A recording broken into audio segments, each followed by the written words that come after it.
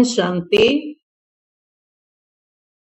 आप सभी भाई बहनों को पता है कि जुलाई मास हमारी मीठी बड़ी दीदी मनमोहन का अव्यक्त दिवस होता है और उन्हीं के उपलक्ष्य में मैं आज आप लोगों को सुनाना चाहती हूँ कि मैंने दीदी के संग में रह के क्या सीखा, क्या देखा और क्या पाया।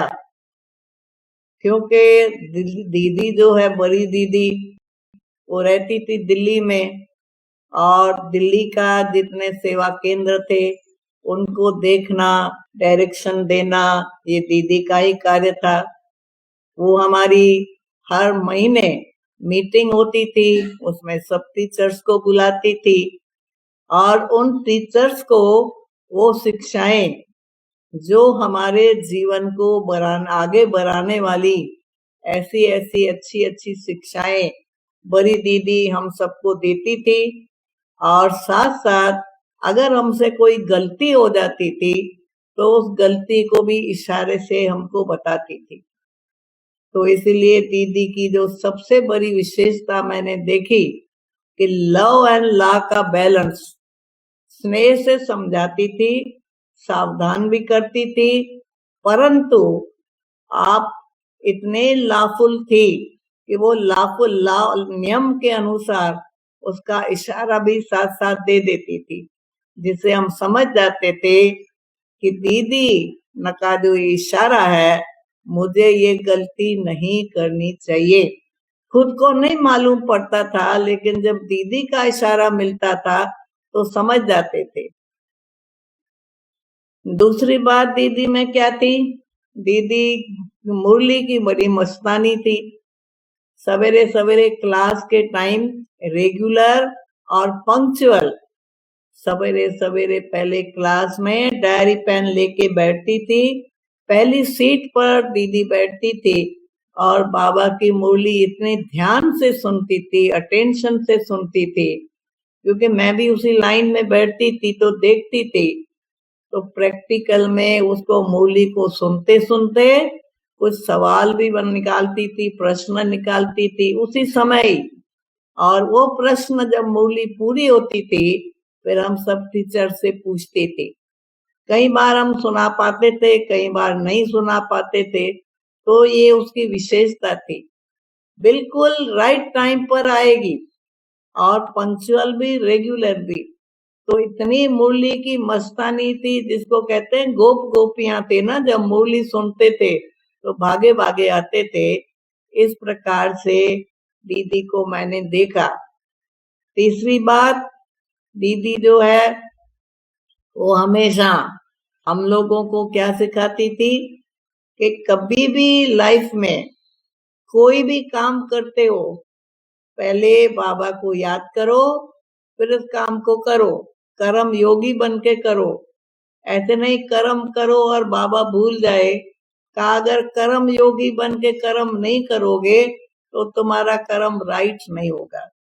इसके लिए बहुत बहुत हम लोगों को सिखाती थी, हमारे सेंटर्स पे भी आती थी चक्कर लगाने, और जो भी बहनें होती थी उनकी डायरेक्शन पे पूरा चलती थी। इस प्रकार से फिर जब मम्मा अव्यक्त हुई तो मम्मा के अव्यक्त होने के बाद दीदी को माउंट आबू में बाबा के साथ रखा गया यज्ञ संभालने के लिए। फिर बाबा के साथ रह के उसने यज्ञ की पूरी जो भी कारोबार है वो करती थी और बाबा से बहुत कुछ सीखा, हमको भी सिखाया। और किस प्रकार से यज्ञ बाबा का है, इसको रुद्र ज्ञान यज्ञ कहते हैं। इसके लिए सेवा में, सेवा से क्या लाभ होता है और कैसे हम सबको निमित्त बन के सेवा करनी चाहिए, ये भी उसने सिखाया। कभी भी सेवा करते हुए अभिमान नहीं दिखाओ कि मैं करती हूँ, मैं करता हूँ। नहीं, हमेशा निमित्त बन के सेवा करो। तो उस निमित्त बनने से हम अहंकार कभी नहीं करेंगे, निरअहंकारी बाप समान बनेंगे। इस प्रकार से लास्ट के समय पर जब दीदी बीमार हुई थी तो बीमारी के टाइम पर जब भी दीदी से पूछते थे, दीदी आप कैसी है, कहेगी मैं ठीक हूँ, परंतु उसका एक ही स्लोगन होता था, अब घर जाना है, अब घर जाना है।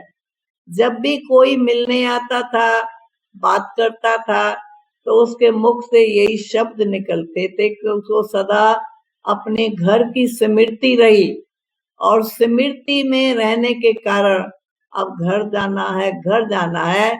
इसके आधार पर फिर हमारे भाइयों ने गीत भी बनाया है, जो कभी कभी अभी हम सुनते हैं। तो हम लोगों को भी अब अपने घर जाने की तैयारी करनी चाहिए। घर जाने की तैयारी में दो बातें हैं, एक तो अशरीरी बनने का अभ्यास करें, दूसरी हमारे अंदर संपूर्ण पवित्रता होगी, तभी हम अपने घर जा सकेंगे। क्योंकि जब तक आत्मा पवित्र नहीं बनी है, तो अपने घर शांति धाम नहीं जा सकती।